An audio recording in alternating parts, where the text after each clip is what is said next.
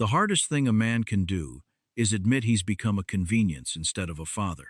For 30 years, I told myself that if I just kept showing up, kept giving, kept being the one who never asked for anything back, that love would eventually settle the account on its own. But love doesn't work like a ledger, and some people will only ever see you as a line item they can cut when someone better comes along. It took losing power in a January ice storm and a stranger's camera crew for me to finally understand that a man doesn't earn his place at the table by begging for a seat. He earns it by being the kind of man a whole town can lean on when the lights go out. Welcome back, family. If you've ever poured your whole life into people who only remembered you when it was convenient, you already know the particular kind of cold that settles into your chest when a phone call confirms it. Before I tell you what happened this January, hit that subscribe button, drop a like, and tell me in the comments what state you're watching from tonight. I read every one of them, and I want you to know you're not alone in this. To understand what happened to me, you first have to understand a man named Walter Higgins. Walter lives 2 streets over from me in a squat brick house with a chain-link fence and a hand-painted sign nailed to the porch post that just says, Higgins. He's 78 years old, a widower, retired from 35 years running the boiler room at the county hospital. His knees are shot, and his left hand shakes a little when he's tired. But every single week without fail, Walter drives his old Dodge Ram out to the Fairhaven VFW hall and runs what he calls the Tuesday table, a free hot meal for any veteran, any widow, any soul in the county who doesn't have anywhere else to be. He does the shopping himself, cooks it himself, and never once has he asked a single person for a dime. He wears the same faded green field jacket every winter, patched at the elbow with a square of canvas he sewed on himself, and he keeps a thermos of coffee so strong it could strip paint. Walter is the kind of man who shows up when nobody else will, and he never once mentions it unless you ask. My name is Raymond Doyle. I'm 64 years old, and for the better part of 4 decades I ran a small heating and cooling business out of a 2-bay garage on Route 9. I've spent my life with my hands in furnace ducts and my knees on cold concrete floors, and if I've got one honest flaw, it's that I always thought silence was the same thing as strength. When my wife Carol passed 12 years ago, I threw myself into work and into being whatever my daughter Michelle needed me to be. I paid for her nursing degree without a single complaint. I co-signed the loan on her first car. When she married a man named Dale Whitfield 6 years ago, a regional manager for an insurance company who wears a company polo to family barbecues and talks about synergy over Sunday dinner, I told myself I was gaining a son, not losing a daughter. I helped them with the down payment on their house. I never once said no. I thought that was what love looked like. I was wrong. I was just teaching them that I'd always be there, no matter how small a place they left for me. Thursday, January the 8th, 6:15 in the evening. The call came while I was sitting in my truck outside the hardware store on Elm, waiting on a part for a customer's furnace that had gone out that morning. The radio was murmuring low, some weather report about a system moving in from the northwest, and my breath was still fogging a little even with the heater running. My phone lit up on the dash with Michelle's photo, the one from her graduation, and something in my chest eased just seeing her face. "Hey, sweetheart," I said, smiling before she'd even said a word.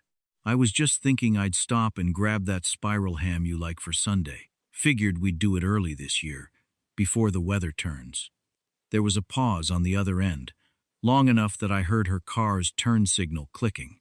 "Dad," she said, and her voice had that flat, careful sound she used to use when she was 15 and about to tell me she'd wrecked the car. "About Sunday. I think we need to talk about the plan."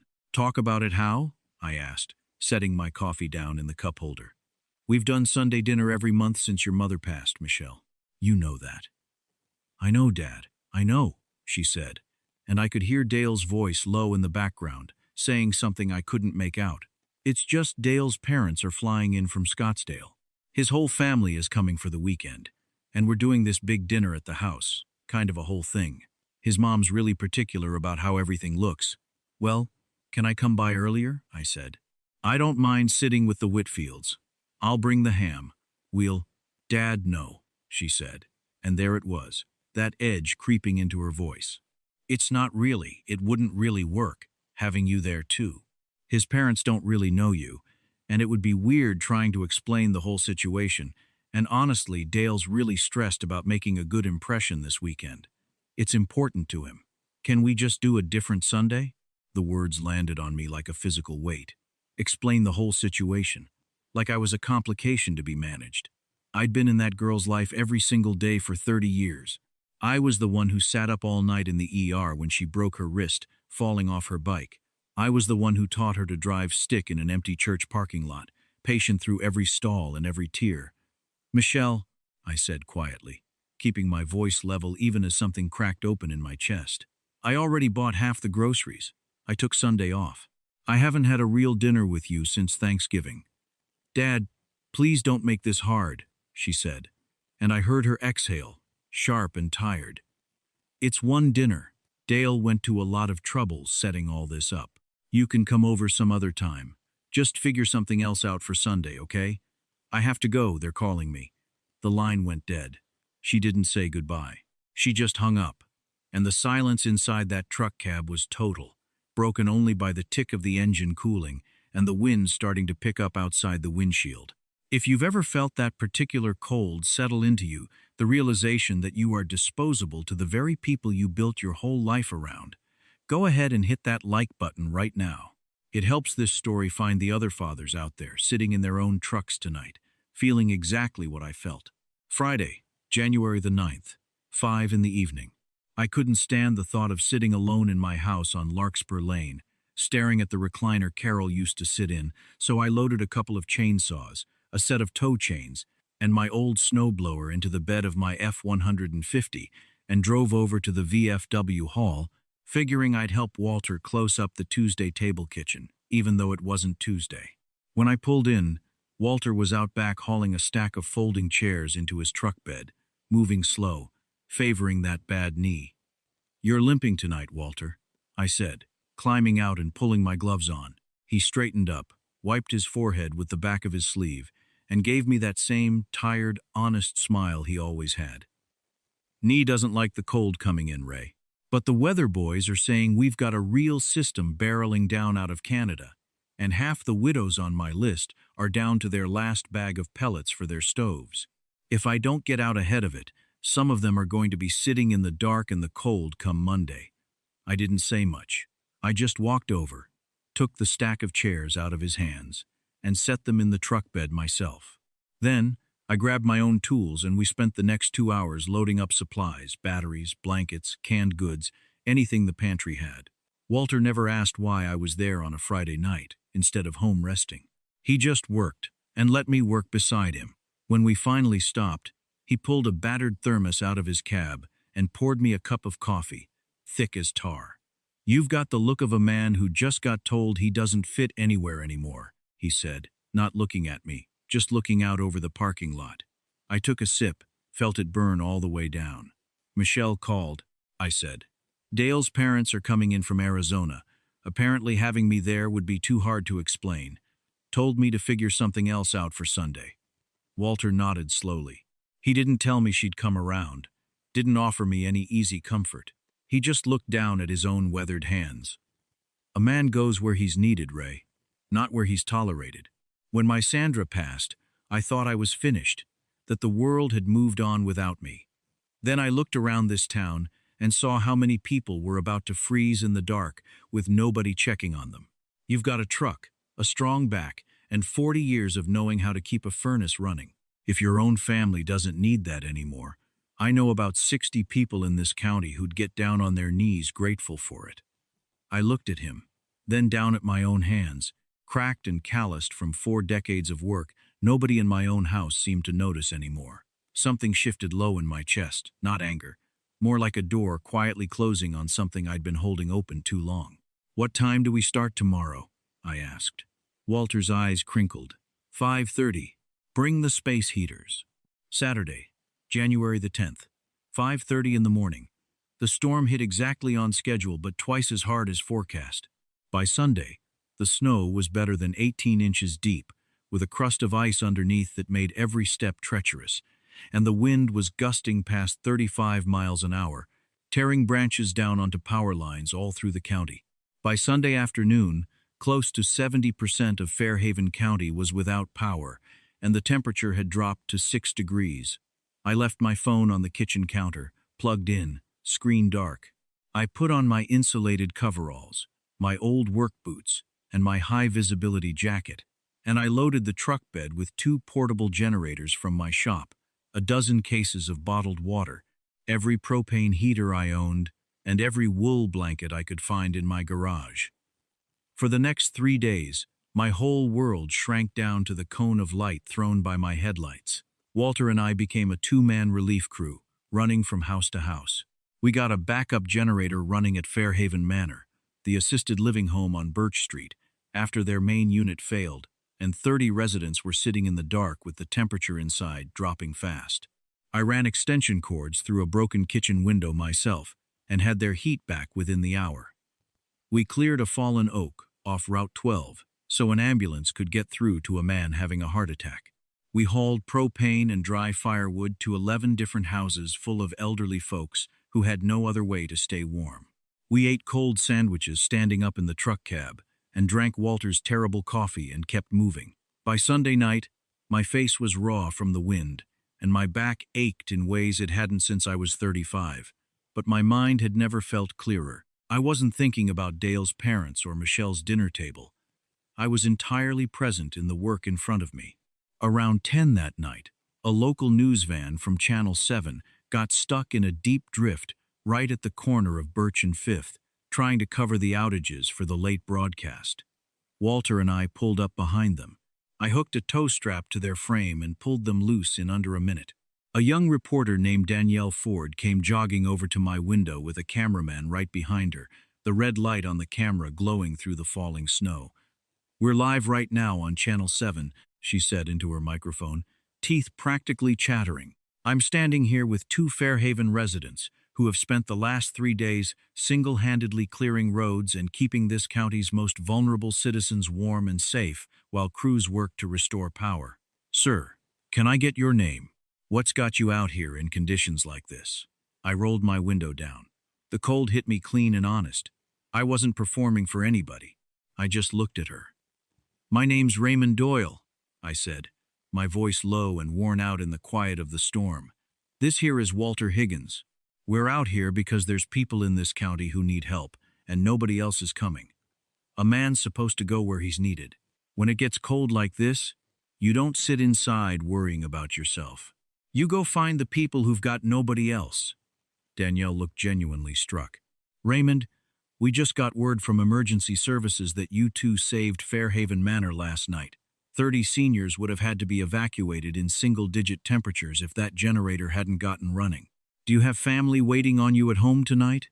I let out a short breath that turned to fog in the air. "My family had other plans this weekend," I said. "A dinner to get to. So I had some time free. Stay warm out there, folks. Marry well. Happy New Year, I suppose, since Christmas has come and gone." I rolled the window up, dropped the plow blade, and Walter and I had 4 more houses to check before we could call it a night. Monday, January the 12th, midnight. We finally got back to the VFW hall to park the equipment. I dropped Walter at his house, and he shook my hand hard despite the shake in his fingers. "You did good work tonight, Ray," he said. "Go home and sleep." When I walked into my kitchen a little after 1 in the morning, the house was freezing, but the power had just flickered back on. I peeled off my wet boots and jacket by the door and picked my phone up off the counter. The screen lit up bright in the dark kitchen. 41 missed calls, 26 of them from Michelle, 9 from Dale, 6 from an unknown Scottsdale number I'd later learn belonged to Dale's mother. Dozens of texts underneath. I hadn't even finished reading the first one before the phone buzzed alive in my hand. "Michelle," I answered. "Dad?" Her voice came through shaking, nothing like the flat, tired voice from Thursday. She sounded small, scared, unraveled. "Dad, oh my God, are you okay? Where have you been?" "I'm home, Michelle," I said, my voice steady. "Just walked in." "Dad, why are you on the news?" she said, stammering. I could hear commotion behind her, a man's voice, sharp and rattled. That had to be Dale, and an older woman's voice I didn't recognize, high and clipped. The power just came back on and Dale's dad turned on the TV to check the roads. And Dad, you were right there. They called you and Walter the Fairhaven Ice Angels. The county executive put out a statement thanking you both by name. Walter's a good man, I said simply. We were just clearing roads and getting generators running. But Dad, she said, and her voice cracked like she might cry, you told that reporter your family had other plans. You said it like we abandoned you. Do you have any idea what that sounds like? Dale's phone hasn't stopped ringing. People from his office, his parents' friends back in Scottsdale, they're asking why his wife's father was out clearing snow with a truck while we were in here having a dinner party. They're saying it looks like we let you freeze. I took a slow breath and looked out my kitchen window at the snow piling against the fence Carol and I had put up together 20 years ago. The truth of it settled clean and sharp in my chest. She wasn't scared for my safety. She hadn't spent 3 days wondering if I was alive out in 6-degree weather. She was scared about what the neighbors thought, about what Dale's mother thought, about the optics of it all. Michelle, I said, and I didn't raise my voice, because I didn't need to. I didn't say you abandoned me. I told the truth. You called and told me it would be too hard to explain having me there, and to figure something else out. So, I figured it out. You didn't have to say it on the news, she said, and I could hear her crying now, for real. Dale's mother spent thousands of dollars flying everyone out here, and now everybody's saying his family left you out in the storm like you don't matter to us. Then tell them the truth, I said quietly. Tell them you chose to spend your weekend making sure Dale's parents were comfortable, and I chose to spend mine making sure people in this county didn't freeze to death. There's no lie in either one of those things. Dad, please, she whispered, and for the first time in the whole call, I heard something under the fear that sounded like real shame. Our power went out too. The generator Dale bought last spring never even turned on. A pipe burst in the basement about an hour ago. The whole downstairs is flooding, and it's freezing in the house. Dale's dad is furious. His mom is crying. We've been huddled by the fireplace all night. Is there any way could you bring one of your generators over? Maybe the plow, so we can get a car out? Please, Dad. I sat there in my quiet kitchen. A week ago, even 3 days ago, I'd have been in that truck before she finished the sentence, driving through the drifts, hoping that fixing the problem would finally earn me a real seat at that table. But the man who would have done that had died somewhere out on Route 12, hauling an oak branch off the road so an ambulance could get through. No, Michelle, I said, calm as the snow falling outside. I can't do that. What? Dad? Why not? You have the equipment right there. My equipment belongs to this county tonight, I said. And Dale's a smart man with a good job. His father can afford a hotel for the family if it comes to that. I'm sure between the three of them they'll figure something out. That's the phrase, isn't it? How can you be this cold, Dad? She said, her voice rising, disbelieving. It's practically the middle of the night. We have nowhere to go. I spent my weekend making sure people who actually needed me didn't freeze, I said. I'm not needed at your house tonight, Michelle. I'm convenient there. Now that the power's out, there's a real difference between those two things, and it took me 64 years to learn it. So, you're just leaving us here, she said, quiet now, flat with disbelief. Dale's your family now too, the way you've built things. Let him take care of his own. I'm going to bed, honey. I love you. Good night. I hung up before she could answer, set the phone face down on the counter and walked back to my bedroom. Tuesday, January the 13th, 8 in the morning. The sun came up hard and bright over 6 inches of fresh, undisturbed snow. That particular blinding blue-white you only get after a storm has scoured all the haze out of the sky. I made a real pot of coffee, not Walter's paint stripper, and sat by the window a long while before I turned my phone back on. More texts waited, mostly from Dale's mother calling me selfish and cold. One long, rambling message from Michelle, trying to apologize while also explaining why she'd had to stay. I didn't answer any of them. I didn't feel triumphant, and I didn't feel angry either. I just felt a wide, clean quiet settle into me. The kind of quiet a house gets after you finally set down something heavy you've been carrying so long you forgot it had weight. Around 10, I drove over to Walter's place. The plows had caught up to most of the roads by then. He was out on his porch in an old folding chair with a wool blanket over his knees, watching the sun hit the snow. I walked up carrying a plate with half the spiral ham I'd bought for a Sunday dinner that never happened. "Thought you might want some breakfast," I said, setting it on the little table beside him. He looked at the ham, then up at me, his eyes crinkling at the corners. "The ice angel brings ham. Must be doing something right." "Don't start," I said. And for the first time in days, I actually laughed, sitting down on the top step of his porch and letting the cold morning air hit my face clean. We sat there a long while without talking, just watching smoke curl up from chimneys down the block, watching the town slowly come back to life after the storm. I understood something out there on that porch that I don't think I could have learned any other way, that a man's worth was never about the seat he got offered at somebody else's table. It was about his willingness to stand out in the cold when everybody else ran for the fire.